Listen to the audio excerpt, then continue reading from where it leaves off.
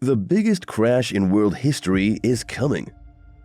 We have witnessed several stock market crashes and financial issues. However, for most, the stock market crash of 1929 was the most influential in the world's history, as the market fell nearly 90%. With the current high interest rates and the stock market's underperformance, investors have raised an alarm that an impending crash is looming.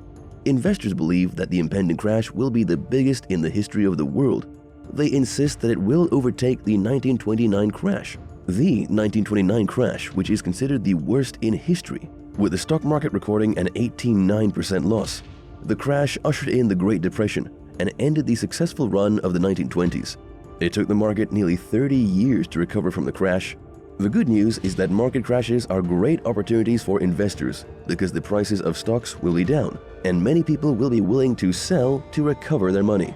Market crashes are periods in which seasoned investors buy up valuable stocks because crashes do not last forever. And when they pick up those shares, they will recover and bring in revenue. Because of the impending crash, you must prepare and diversify your investments to avoid being caught in the middle if the crash happens. The crash of 1929 was so severe that banks closed down. We haven't had anything quite like it, but it began like any financial crisis. Please note that this video and other videos on this channel are not to be misjudged as financial advice. They are purely educational and made to expand knowledge of finance.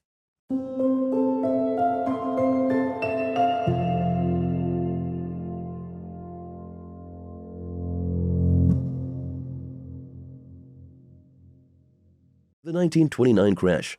By September 1929, stocks had already started going down, and by late October, stocks went down 13% and 12% consecutively on the 28th and 29th. These days are known as Black Monday and Tuesday respectively. Till today, these 2 days are considered the biggest stock loss in history.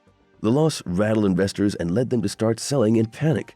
A few weeks later, the Dow lost its value and entered the bear market. By 1932, the market was already at its bottom, 89% below its peak. The 1929 crash was very problematic because a series of distressing events were unfolding around the world. The World War, Dust Bowl, and the Great Depression. Several companies filed for bankruptcy. 2020 market crash. We had something close to this in 2020. The COVID-19 pandemic caused the 2020 market crash. This virus caused the governments of the world to shut down their economies to reduce the speed at which the virus spread. The closure of companies and borders resulted in an economic crisis that shocked investors. Unlike the 1929 crisis, this crash was sudden, but recovered just as quickly. The stock market fell 34%. However, it took only 33 days to recover. No other crash has recovered this fast. The United States government's response was to pump trillions of dollars into the economy by printing cash and making stimulus payments. Although the pandemic resulted in incalculable loss of lives and a financial crisis, the end of the pandemic was characterized by an impressive upward turn in the market.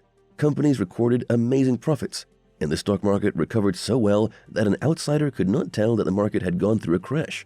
Facing market crashes, it appeared that investors had learned from the previous crashes, from the subprime mortgage crisis of 2008, when the S&P 500 recorded a loss of 57%, to the dot-com bubble of 2000, when the Nasdaq lost 77%, and the oil crisis and economic recession of 1973, which saw a market loss of 48%. The lesson here is that market crashes and dips are natural and expected parts of investing. And if you're investing long-term, you should focus on your plan no matter how much the market dips. Seasoned investors see market crashes as an opportunity to buy from panic sellers while they retain their investments. They do this because they know that selling your investments is the only way to lose in a market crash. If history and the last market crash are anything to go by, investments always soar up.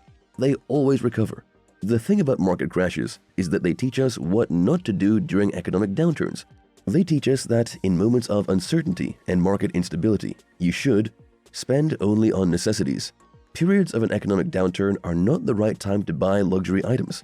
Things like televisions, cars, or designer clothes will only derail the cash you have. During a financial crisis, keeping your money either in cash or investments is best. Have an emergency fund. Even without an economic crisis, it is advisable to have savings or an emergency fund, which should be in the form of liquid cash and in an accessible place where you can quickly get to it in the event of an unforeseen circumstance, like a financial crisis or loss of job. An emergency fund should be more than your 3 months' expenses. For the best results, 9 months to a year of expenses is preferred. A high-yield savings account is the ideal place to keep and fund your emergency fund. Pay off toxic debts. Periods of an economic downturn are the worst times to hold debt with interest. Naturally, your debt should have at most 8% interest. Any debt higher than this percentage is considered a toxic debt. This is because the stock market returns an 8 to 10% annual rate. Any debt higher than this rate means you lose money. High-interest personal loans and credit cards fall under this category of debt. To ensure you don't fall under toxic debt, create a budget, stick to it, and pay off your debt. Doing this will allow you to control your money and build your credit. It will also ensure that you have funds for other investments and emergency funds. Diversify your investments. After you've paid off your toxic debt and arranged your emergency fund, your next course of action should be to diversify your investments. You should only place some of your eggs in one basket. This applies in this situation. As I pointed out earlier, periods of financial downturns are periods of opportunity for investors because profitable and value stocks are usually on sale. Fortunately, investing is something reserved for everyone, not just investors. Anyone can invest, whether they are old or young. There is no age limit for investing. However, it is advisable to start investing as early as possible. Experts agree that spreading your investments among several firms is a sure way to build an impressive investment portfolio. Once you've ascertained the right brokerage, the next step is to select a target date for your investments. Selecting a target date for your investments helps you better manage your risk tolerance based on age. It also ensures that your investment is devoid of guesswork. Another great investment option is index funds. Index funds track a particular type of stock or the overall stock. It's normal to feel worried when the markets start to go down, but it is crucial to remember the reason for your investment and stick to your investment plan. Knowing about market crashes and the best response to them is one thing. Predicting when the market will crash is another. Some experts believe we are on the verge of a great market crash. They draw this conclusion from the fact that the velocity of money is decreasing, while the national debt keeps going up. In their bid to solve the financial crisis, the government keeps pumping money into the system. However, the people are already panicking. So instead of spending the money, they're saving it for rainy days. The result is that prices start going up because the money is not reflected in the economy. So the velocity of money is dropping, but the debt is still high. Experts fear this model is unsustainable and will collapse in no time.